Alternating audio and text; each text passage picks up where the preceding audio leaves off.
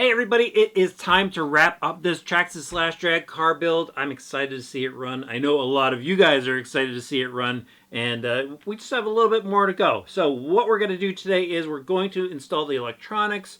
Basically what I have here, I kind of explained to you guys in the first video of this series, is I've got a Castle speed controller. This is a Mamba Pro. This is something I had lying around and definitely want to use it since it's brand new. Obviously, there are newer Castle systems out there now. Might want to check those out if you're looking to buy some electronics for your drag build. I do have one of the newer Castle motors, and again, this is a 7700 kV motor. Now, I think in the first video, I said that I was going to run it on 3S. It is suggested that you run it on 2S, and so I'm going to go and do that. I have a max amps battery here, a 2S max amps pack, and maybe I'll go run it on 3S. But I don't want to go and tell you guys to do it if just in case it goes and smoke something. Don't want you guys to be out any cash for something that could go wrong.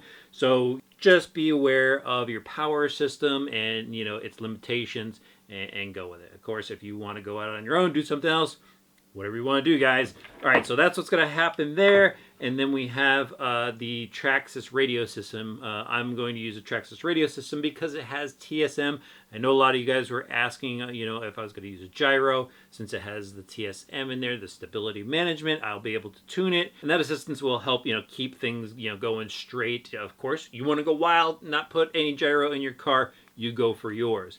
And that's really about it. I got the body coming up. You got to see the body. And that's really about it. It's time to head over to the workbench, guys, and just finish this thing up. And we're going to head outside and see what it could do. But first, let's start wrenching. All right, so first up, I'm going to install the motor. And you know what, guys? If you took the motor out, you probably know how to put a new one back in. It's just the 2 screws and obviously the pinion gear. But what we do need to talk about here is the gearing. And, as I mentioned earlier when I was doing the transmission, this was a transmission that I built for racing and I'm adapting it over here. I probably would have liked to use the stock transmission to show you guys, but it is what it is. And I do have the STRC top shaft in here, which allowed me to use a Team Associated style spur gear. Unfortunately, I don't have any small gears to go on this, and it'd be nicer to put a small spur gear on here and a larger pinion so I get that top end speed that I'm probably really going to look for. But it is what it is, and I'm going to go with the 87 tooth spur gear that's on here, and then I have a 25 tooth pinion that I'm going to use to start with. And of course, I'm going to monitor my temperatures, check out the speeds, and go from there. But what I've seen a lot of people doing is they're going and using the stock top shaft, stock slipper clutch, and what they're using, since it's a Revo spec slipper clutch, is they're using a smaller gear from like a Revo or something and finding the proper gearing to go with it. I believe it's a Mod 1. And so what they're doing is using a small spur and a really big pinion gear such as this.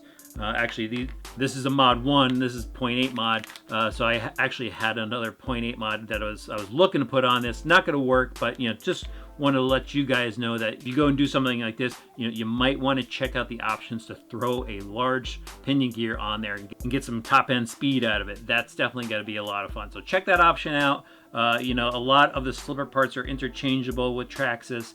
You just got to do a little bit of research, see what slipper plates work, what spur gear mount works, and everything. So definitely check that out in the No Prep Drag Racing groups out there. There's definitely a lot of information and people willing to help you out. So anyway, like I said, I'm going to go and I'm going to put this motor in. It's got to be really quick just to screw it right in, set the gear mesh properly. Sorry, let me finish this off. I'll show you what it looks like. That Castle motor is now bolted in there nice and tight. Gear mesh is set properly. This thing is ready to go. I'm going to go and throw a gear cover on it later just to be safe. Don't want any fingers getting in there. Definitely don't want any rocks getting in there either. But next up is the speed controller install. But before I go to that, I did want to go and just tell you guys that, since I showed it last, I did go and swap out the tie rods here in the rear. I really wasn't happy with the camber that those fixed links gave the rear of the vehicle. It was like at -2, -3, something like that. And really, I want it to be at about 0 so the tire gets as much contact patch as possible. So I went and I found some of these STRC rods in my collection. and actually some RPM rod ends, and just kind of made short little turnbuckles for the rear. Now I could go and adjust it, to whatever angle, or to whatever camber angle that I want, which is 0 right now. But when the car is fully set up, I'll go and double check it again. Just want to let you guys know I did that. All right, now onto the speed controller, and as I said, I've got this Mamba Max Pro here, and what I'm going to do to install it, because the stock speed controller is screwed into place and it's got these mounting bosses here. What I have is this STRC plate. Now this is, I believe it's actually for a Slash 4x4, but it actually makes a perfect mounting plate for other Traxxas vehicles, because the bolt pattern is the same. So I'm just going to go screw that down here, and that will allow me to use some two-sided tape to stick the speed controller down. And actually, while I'm two-side taping things down, I'm going to just take my receiver. I don't have the receiver box for this, so I'm just going to go stick it over here in the channel, and that's just basically where the receiver will be. I'll go and make a little antenna mount for it, so the antenna could be vertical, but that's really, it's easy stuff to do. So I'm going to get going on that, and I'll show you guys what it looks like when it's done. Well guys, I went ahead and pretty much buttoned this thing up. I mean, all that's really left is to put the body on, which I'm going to show you in just a minute, but here it is. That's the speed controller installed there. Just kind of went and bundled the wires to the side here. I used to go and cut everything and resolder, make it look nice and neat, but nowadays I'm more into, making it transferable to other cars, so just bundled everything up right there. There's my receiver, and then I made this little antenna mount here.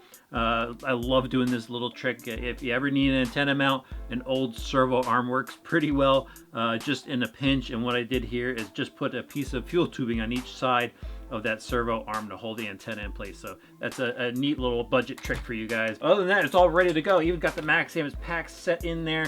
That's charged and ready to go. And now really all that's left is I have to show you guys the body. Are you ready for this? Hold on a second. I'm going to go get it.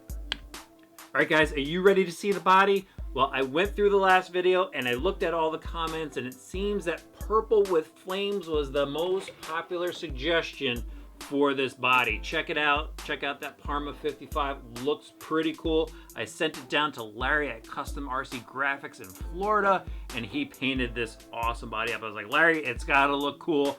And he came up with awesome flames. We got this jagged pattern going on, and then of course this deep purple out back. This thing looks absolutely awesome. I think he did a great job with it, and I think I should just go run it as is, but I'm probably gonna throw a few decals on there before I go out and run it. Maybe I'll throw that RPM blower on the hood, and I think it's going to look cool as it's flying by on some speed runs. And that leaves the speed run. So we gotta go find a place to drive this thing. I'm gonna go hunt one down, and you're gonna see this thing fly. Well guys, I had to go and find a new spot to drive the drag car. It's really time to get this thing going. It's winter here in the Northeast, and I gotta get this thing on the ground before the snow starts. So the battery's all charged up. I've got a Horizon GPS meter in there. I've also got a radar gun that I'm gonna use. It's a old Stalker ATS system, but it still works great. So I'm gonna use 2 systems to check the speed on this. Gonna be a lot of fun. Not the longest run that I wanted to do, but it's the safest. So now it's time to pull the trigger on Project Drag Slash.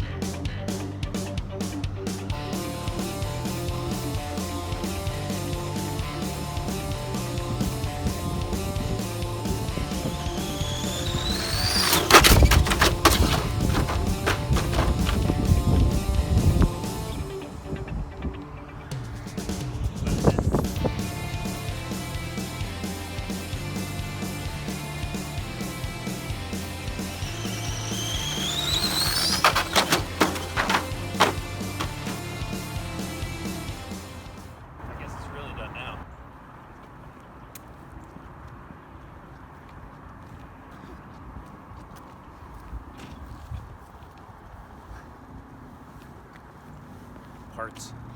Oh man, the thing was flying though, huh? It sure was. Now we just gotta find all the bearings. Well guys, I'm not really sure where to start wrapping this video up because this has been quite a journey. Now, I know a lot of you have been waiting for this final video, and yes, I was really ready to get it done too, but there was just so many different things that popped up during getting this thing finished, from, you know, not being able to go outside and run it simply because of the weather. The weather has been so bad. Meeting up with a friend to film it because I was not going to go and drive this thing by myself and film it at the same time like I normally do. You know, just so you guys know, I mean, this is how I shoot all those action videos that you guys see. I have a radio in one hand and I have the camera in the other hand. And well, I busted 2 cameras this year and I've been hit twice.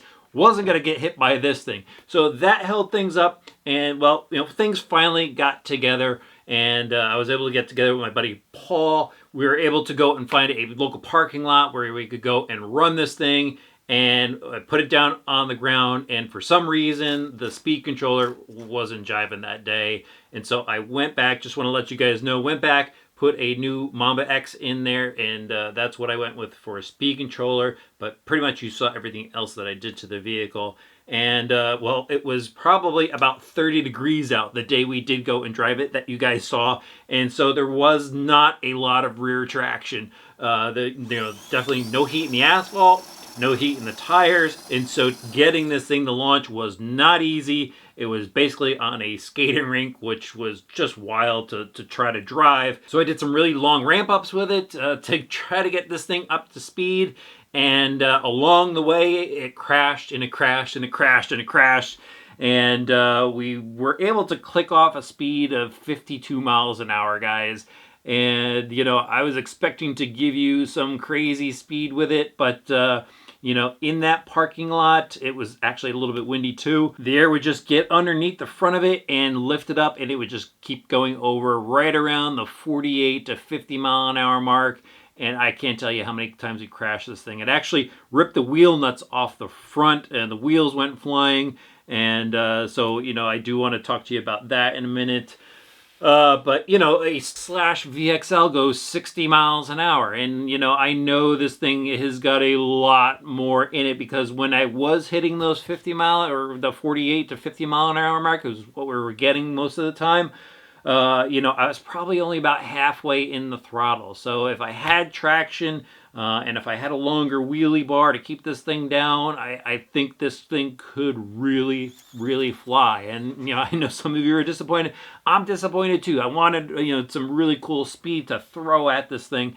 But what's really cool is drag racing is awesome. You know, I am like super pumped to keep going at this thing. It's like a whole different experience. You want to get this thing set up. You want to figure out how to keep it down. You got to figure out how to drive it. You know, it is just cool on a number of levels to get that speed, to reach that speed and say, hey, I went X number of miles an hour. So I am not going to steer you away from building a project such as this. It is a cool, fun thing to do.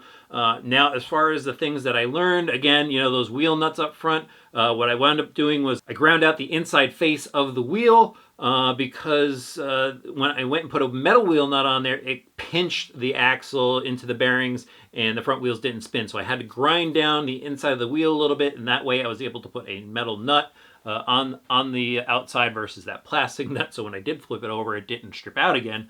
The other thing, again, is, you know, I did swap out the speed controller, so if you were trying to replicate what I did, I would just say go get yourself a Mamba X. It's a new speed controller. Works awesome and allows you to mess with the throttle curves if you want to do, you know, if you do want to go that route and try to ramp up your throttle on there.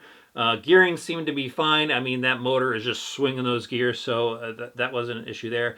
The big thing is, and I confirm this with my friend Tim Smith, is you need a long wheelie bar. This factory wheelie bar back here, you know, the Traxxas wheelie bar, just too short. It's great for like bashing and stuff like that, but as far as keeping a drag car down, it's really not there. So definitely go find, there's plenty of aftermarket guys that are making wheelie bars for this thing, so go check that out. Find one that you like that will work on your car. You know, the body on this thing is pretty trash. All those tumbles in the cold weather just shattered the rear of this thing as it was flipping over. It actually shattered all of the rear bumper area as it was flipping and the wheelie bar smashed into it, and you could see there's a big crack on the roof here. And when I was trying to, get up to speed, the air was getting caught underneath there, and I said, you know what, since the back of it's all shattered, I mean, look at this. So since it's all shattered anyway, I went and I just cut it out, trying to get the air out of the back of the thing. But it's really, every single time it hit that 48 to 50 mile an hour mark, it would just blow over. So wheelie bar and driving. That's what I was told by Tim Smith. And, I just want to give a shout out to him because he was a big help through here. And, definitely check out the No Prep RC drag racing groups. He floats around in a lot of those and helps a lot of people out. So definitely follow him for your drag racing needs. And, again, overall, really fun project, guys, and I suggest you do it. I apologize it took so long to get done. I think this is one of the longest builds that's ever happened, here at the workshop, and definitely didn't want to hold you guys up. Things happen, and I got it done. That's all that matters. And yes, it is as fun as it looks. RC drag racing. Get involved in it, meet up with your local groups, and just have a lot of fun pulling the throttle on this thing. All right, guys. Hope you enjoyed this series. Please, if you haven't done so yet, click the subscribe button, the notifications bell, throw the video a like, question or comment. I'll do my best to get at it in the section below. That's another thing. Put questions, put comments in there. Help people out that are following this series. That would be super awesome. And then when you have some extra time, head over to rcdriver.com.